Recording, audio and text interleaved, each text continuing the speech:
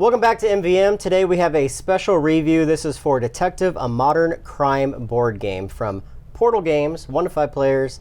Each session takes about 2 hours, maybe 2.5 hours. We finally played through all 5 of the scenarios. It's so different than anything I think that we have ever played before. It's so different that I almost hesitate to call it a board game. And I know that they do call it a board game. It says right there in there, modern crime board game. But it does not feel like a board game. It doesn't really play like a board game. Like it's a very unique experience. Yeah, so let me give you an idea of what's going on in this game.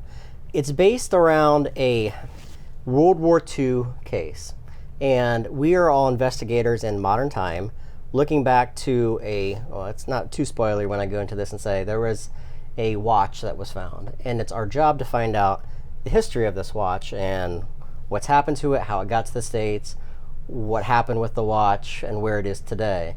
And there's a larger mystery that pervades over the entire scenario through all 5 of these different cases.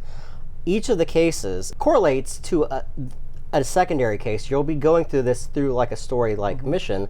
However, they're all self-contained. So you're going to beat case 1 before you progress to case 2, and so forth. So we're all representing one of the investigators. We all come to the game with a special skill that can be used to do very specific things in the game. The entire game is driven by 2 main things. A stack of cards, which represents the case that you're playing. On those cards is a set of numerical numbers that will lead you to further clues or leads within the game. And then there is the databases, which you're seeing here on the iPad. This is an actual website that you're going to be able to go to be able to search out further clues that are given to you through the course of the game by the cards themselves. Yeah, it simulates like a police database. Yeah. You're tagging evidence, you're inputting DNA samples and fingerprints, and you're looking up case files. I mean, it does function like an immersive website. It's pretty cool, actually. Well, and additionally, there's also things that you go and research on the actual internet, real things that are built into the game, which was really cool. Yeah. So each of the different scenarios is going to give you a structure on how many days you're allowed to do it. And as you see, we have a board in front of us, and we'll throw some pictures up as well. Each of these cases could be 1 through 7 days to be able to complete it. All of them are driven by a specific number of time. Each lead that you go to requires a specific requirement of time to be able to read those cards or to go to specific locations.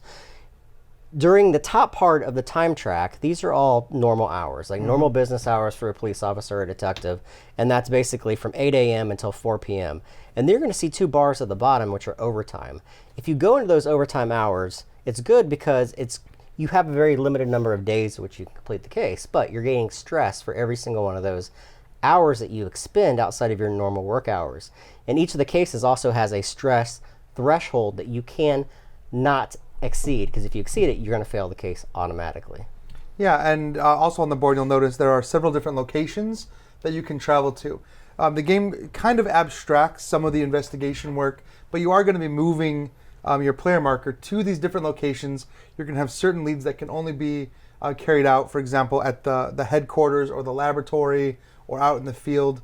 And you're going to have to manage that because it takes time to travel from location to location.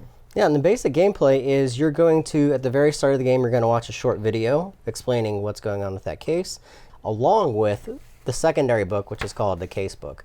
This is going to be read by one of the participating investigators, and this is going to give you a very good background on what you're trying to do for that specific scenario.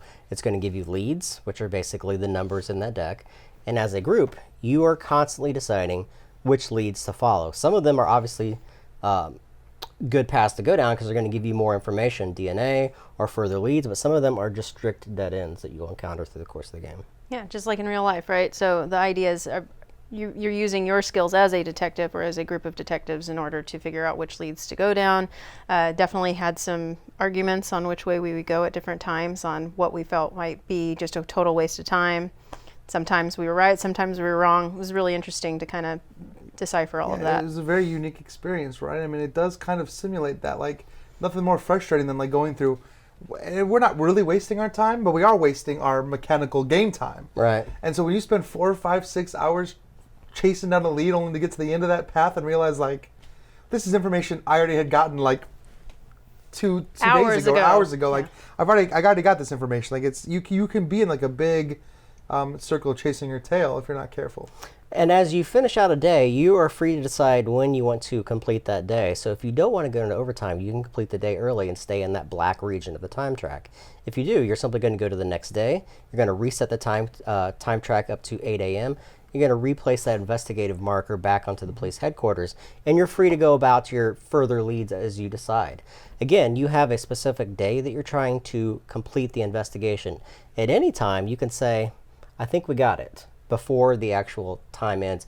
Very rarely are you going to do that because you're going to want, there's more cards in there that you can actually investigate. Oh, a lot more. So there's going to be a point where you have to make a case to the head detective. And this is all done through the Antares database. There's going to be a list of questions that they're going to ask you, and you have to answer those questions according to the investigative leads that you followed and the information that you may or may not know at that given time. It's going to be a set of multiple choice questions. How you answer those will determine your score and whether you passed that case or whether you failed that case. Either way, you're free to go on to the next case. Most of the time you want to pass the case because it means that you have found the right information.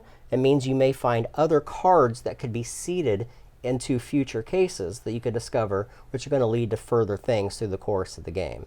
That's basically the game in a nutshell. I mean, there's not much more to explain other than that without getting too spoilery about how it's handled. It's mechanically very simple. Absolutely. So there are definitely a few things. First of all, we want to probably mention we're playing with the like the premium components here. Yeah, these which are I think the are available. pre-sale. Yeah, so a lot of this, like you'll see the pictures and things like that. Like I think you can still find those online. I think definitely improves the experience for sure. Absolutely. It definitely makes keeping track of the game and note taking much easier. Well, I mean, yeah, this is the main board that you will get with the game, and then you have the player mat here that expands the game experience. You have more room to be able to hold all those markers, the tokens, the cards. With an expanded time track, you can be able to see everything. And then it comes with the plastic IDs for all the different agents that you can represent. And these pictures are huge because, as you said, this we played the first game without these pictures. And these pictures are not really spoilers for you guys because you have no idea who these people are. Well, if you buy the pack, you're going to just see them as you... You're obviously going to look through here, but you're going to have any context on who they are within the game. As you play the game, you're going to start writing names and dates and times and connections and lines connecting these particular people to other people. And that makes you feel like a true detective. And I've seen people make a lot of comparisons online. I think one of the reasons people come into this game and like hate it is because they had the wrong expectation. Like, this is not an escape room. This is not unlock or exit. This is not a puzzle game. And this is not a choose your own adventure. You know, you're not reading a card that tells you go to this card or that card and you just follow through the deck. Like, it is not any of those things. It even says so in the rule book that there are lots of times in this game where you're not going to have an answer. You're simply going to have to kind of just decide for yourself if we know the right information. Right. And I think one of the biggest things is I see a lot of people saying any without being a spoiler, do you have any advice? We're getting ready to start detective, and it just take really detailed notes. I think that was probably our biggest thing, and we got to a point where we were writing on a piece of paper, and that's part of the reason we got this board is so we could visualize everything better. And then also we went to a notebook style where we were actually really tracking things a lot closer, and that made the further gameplay better for us. I think it made it easier for us to follow up on old information because things do play into each case. There is so much information. By the time you get to that final case, there are dozens of people that are involved with what's going on. And if you don't have notes and you have no context with what companies have specific employees, where these people were at specific times, at what dates, and who they're related to, you're going to be lost. Right. It's kind of impossible to really explain without somebody actually trying to play through the game. But it's a simulation, right? It's more of a simulation of being a detective. I mean, we had a logbook of like, okay, I remember like, where was that guy? What was that guy's license plate? Like, we see a car in security footage. Was that guy's car? Like, let's look back in the notes. Like, what was his license? And so like, it's very interesting. And who was that one person? Wasn't that the wife of so and so? Yeah, like, wait a minute, doesn't that yeah. person have this going? Like, you know, it's just a weird kind of thing. You start to feel yourself putting these pieces together as you play through the 5 cases. I mean, we played this for seven times, so we played through 2 of them twice, but we spent probably a dozen or more hours playing this game. Oh, for sure, easily, because I think we played 2 or 3 hours per case. And it's one giant case in the end that you're trying to figure out. So. Right, like we've talked a little bit about the first case, and there's not a lot of spoilers there because you open the book, it's the first thing you're going to see. But it's interesting how like researching that first case, just like how it blows up, and all of a sudden you've got this huge, like you've got stuff coming in faster than you can even possibly comprehend, and you're trying to go through more clues than you can. You cannot find every clue in this deck. A lot of people, as you guys have both had mentioned, it's not the game that they originally expected because it's so different.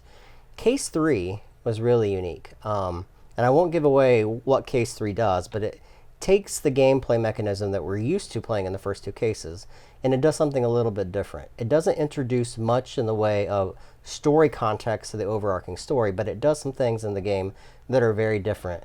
Did you guys like that case? I mean, I'm hearing from a lot of people, not just in our group. Did you guys like that case more than the other 4 cases that were involved? Yeah, I think it was. If every case had been like that, I don't think it would have felt the same. Right. But having this sudden, like, you're in the routine with the first 2 cases. By this end of the second case, you're like, I got this. Now, so the third case goes, and you're like, I don't have this. Like, now I'm like, it's crazy. Yeah, and I was going to say, I was actually thinking that right as you brought it up, is that each case was different. Even though they all tie together, they were all very different. Case 3, I would say, was the first one where it took a lot of what we were doing and kind of changed, like you said, changed it for us, changed our approach to things. Just overall was different, but it was still using the same mechanism. So I think it was probably where I felt, I don't want to say favorite because it's hard to say because they're all so different, but really where I felt like the game, like we are in the case now. Like that's when it really was like I felt more immersed in the game than I had so far. Do you guys feel like the game was lacking anything? I mean, sure. Well, so it's hard to say that I feel like the game is lacking in that, like, this game already does a lot.